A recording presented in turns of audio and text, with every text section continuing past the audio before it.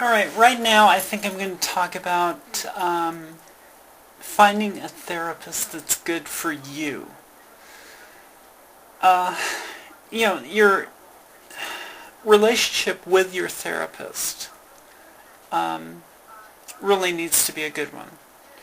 And I understand that, within a particular area there are only so many therapists and psychologists. And, so options may be limited. But understand that when you go to see a therapist or a psychologist, that person may not be the right person for you particularly. You do have to actually like your therapist. It's important. It really is important to like your therapist in order to feel that you can open up to them. If you don't feel you can open up to them, you're not going to work through the issues that you need to work through. Just recently, for myself, because while I don't really personally, I don't see a psychologist anymore due to things pertaining to being transgender. As far as being transgender, I'm good with it. Whatever. I'm that one person that's walking through life saying I am transgender and it's good. But I have to see a psychologist because of things that I have in mental illness as a result, probably from being transgender, and the way I was treated. I developed bipolar type 1 at the age of 12. I started developing schizophrenia in my early 20s. And those mental illnesses, once developed, while they can be treated, they cannot be cured.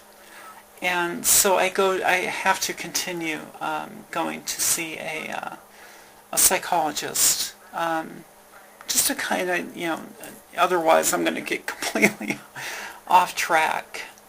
So that's why I go to my psychologist. But I have to like them. And with my last psychiatrist, I just got to an impasse. She had only known me because I never said that I was transgender.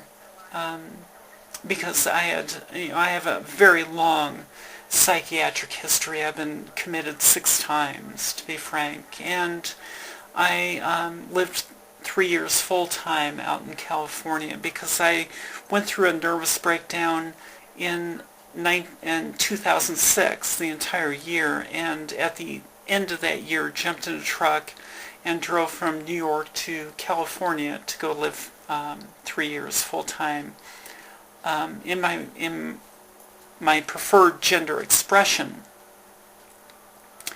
And while out there I was committed again during some very unusual circumstances that involved a suicide attempt, a gun, and a convenience store in which 7 cop cars pulled up, and I was taken to the hospital, thankfully, rather than jail.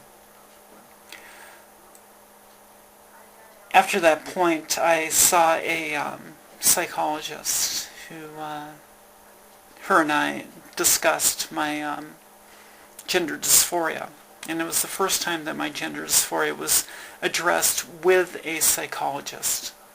Prior to that, I was trying to treat it myself. Now, I came back to New York. I went back in the closet for 3 years, which was extremely difficult. It created all kinds of different psychological issues for me, including total agoraphobia. And toward the end of 2013, I decided that I couldn't do this. It was either off myself or come out, which is normally the way coming out of the closet happens for a transgender person, it tends to be a moment of desperation. It's those moments of desperation that force us out of the closet. Well, I told my psychologist, who I'd been with, psychiatrist actually, who I'd been with for 3 years at that point, and she was aghast. You didn't tell me, but I thought it was in the records because I'd been seeing, I'd been in the VA system since 2007 early. And so I figured it was just in the system. I just didn't mention it because for me, being transgender, I didn't feel was my primary issue at that time. Once I came out of the closet to her, having been seeing her in what she was seeing as male, now I was telling her, no, I'm female. And I don't think she ever was able to get past that. She was never able to get past my past.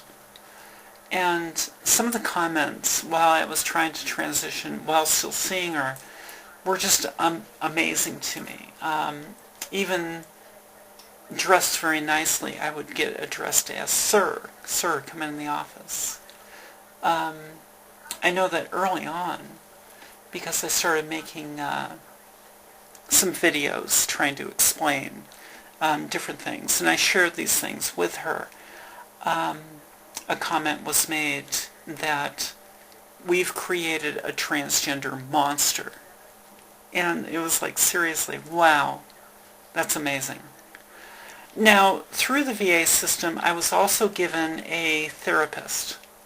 This therapist I loved, absolutely loved, and for 3 years, almost 3 years, well, maybe it was only 2, we worked together, and it was a phone conversation. I only met him in real life once, but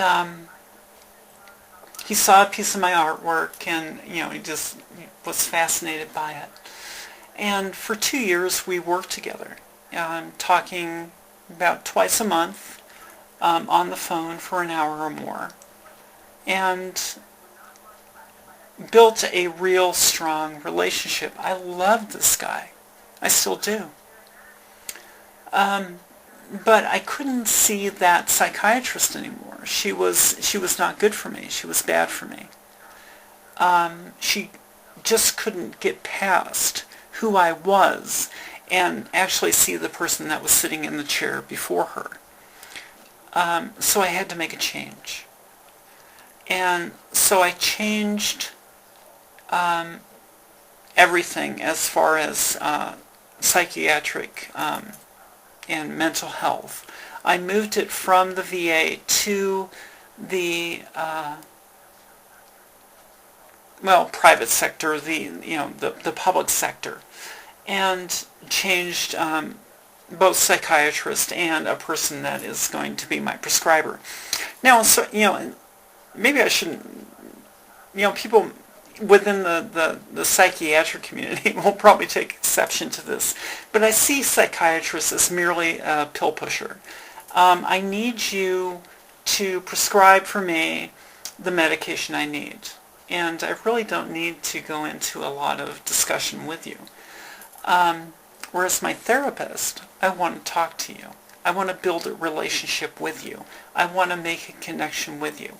So I've now moved to a new therapist because I was denied once I left the VA and no longer would see my psychiatrist within the VA.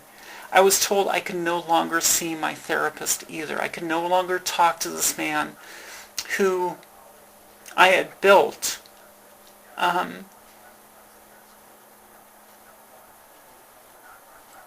such a connection with.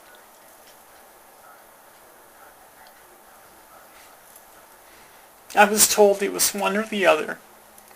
It was a package deal, and if you were going to give me up, you have to give it all up. Well, for me, it was important enough that I walked away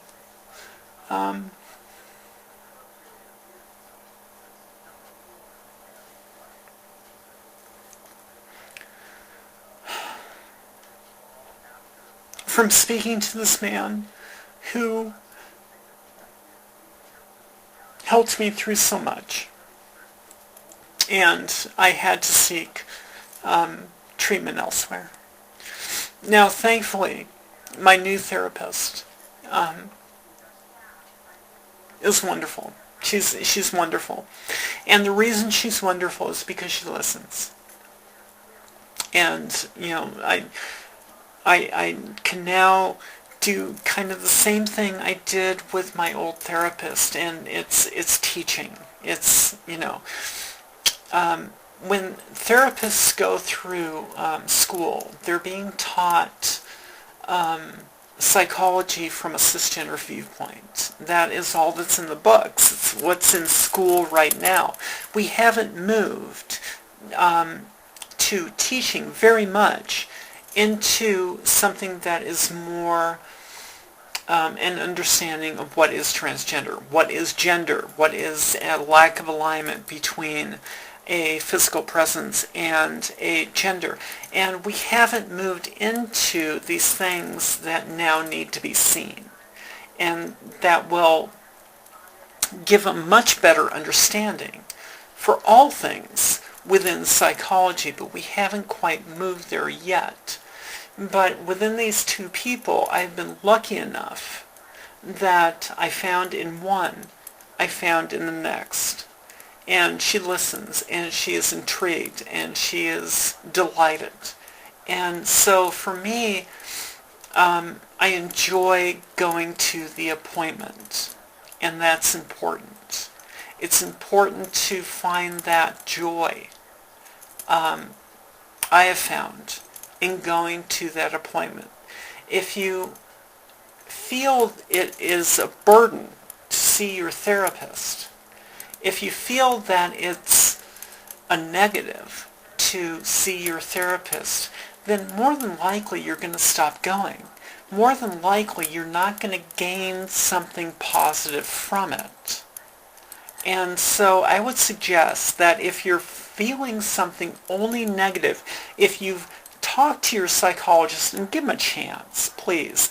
But if you've talked to your psychologist for a period of time and they are just not getting you, then really consider moving on to someone else.